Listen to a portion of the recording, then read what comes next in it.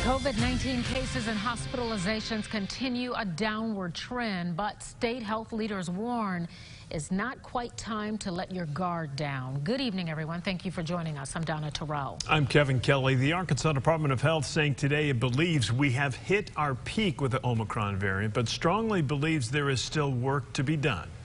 Our Jessica Rank joins us in studio. And Jessica, the Arkansas Department of Health worried we may be throwing out those safety practices too soon. Yeah, Kevin and Donna, and this is going to be a big one. Masks. Lots of school districts and businesses choosing to give these the boot, but state health leaders say that's not such a good idea. Hey, how's it going? Doors are open and more feet cross the pavement.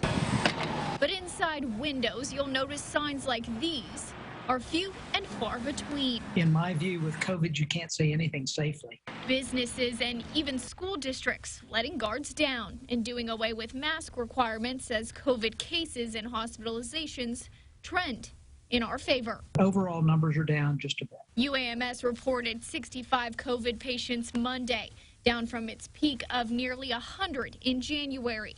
And around the state, people in hospital beds down 20% from last week. The hospitalizations right now are still very high.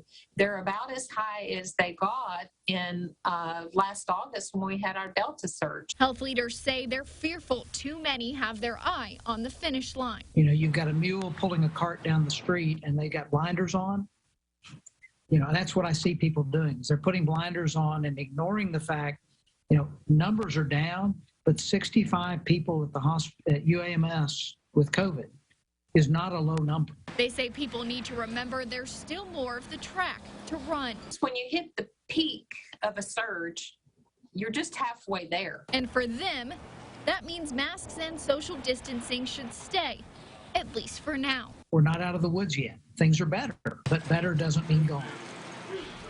Now, UAMS says there's still not a number attached to the end of masks. Instead, they're going off comfortability and what they're seeing behind hospital doors. Now, if we do come out of this surge, which is what health leaders are hoping for, make sure to keep these guys around because they say you're going to want to wear one should numbers go up again. Reporting in studio, I'm Jessica Rank for Fox 16 News.